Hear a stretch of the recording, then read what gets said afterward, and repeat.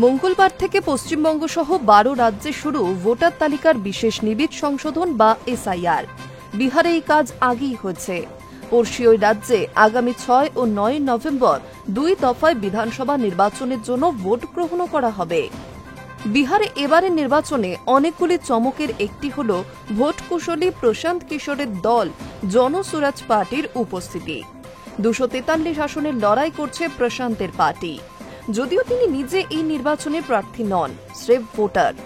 বাংলায় এসআইআর শুরুর মুখে জানা যাচ্ছে বিহারের পাশাপাশি পশ্চিমবঙ্গেও ভোটার তালিকায় নাম রয়েছে প্রশান্ত কিশোরের। বাংলার তালিকায় নাম রয়েছে ১২১ কালীঘাট রোড এই ঠিকানায়। এটি তৃণমূল কংগ্রেসের একটি দফতর। তার বুথ হল রানীশঙ্করী লেনের সেন্ট হেলেন স্কুল। অন্যদিকে বিহারের সাসারামেও ভোটার তালিকায় নাম রয়েছে এই ভোট কুশলী তথা জনসুরাজ পার্টির প্রধানের। সাসারামের কৌনার এলাকার মধ্য বিদ্যালয় বুথের তালিকায় নাম রয়েছে তার।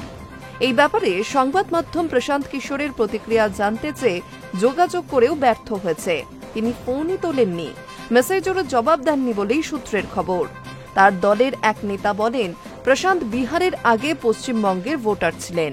তিনি সেখানকার তালিকা থেকে নাম বাদ দেওয়ার আবেদন করেছেন, কিন্তু আবেদনপত্রের পরিণতি কি হয়েছে সেই বিষয়ে তারা অবগত নন। বিহারের মুখ্য নির্বাচনী অফিসার বিনোদ সিং গুজ্জল এই বিষয়ে কোনো মন্তব্য করতেও রাজি হননি। ১৯৫০ সালে জনপ্রতিনিধিত্ব আইন অনুযায়ী একজন ব্যক্তি একটিমাত্র বুথেই ভোট দিতে পারেন। ফলে একটি বেশি জায়গায় ভোটার তালিকায় তার নাম থাকা বাঞ্ছনীয় নয়। কলকাতার তৃণমূল কংগ্রেসের এক কাউন্সিলর জানিয়েছেন, কিশোর একটা সময় কালীঘাট এলাকায় ভোটার ছিলেন। গত বছর লোকসভা নির্বাচনের আগে বিহারে সিপিআই এর এক নেতা এই বিষয়টি উত্থাপন করে নির্বাচন কমিশনকে চিঠিও দিয়েছিলেন। তখনই প্রশান্তের নাম বাংলার তালিকা থেকে কেটে দেওয়ার কথা তোলা হয়।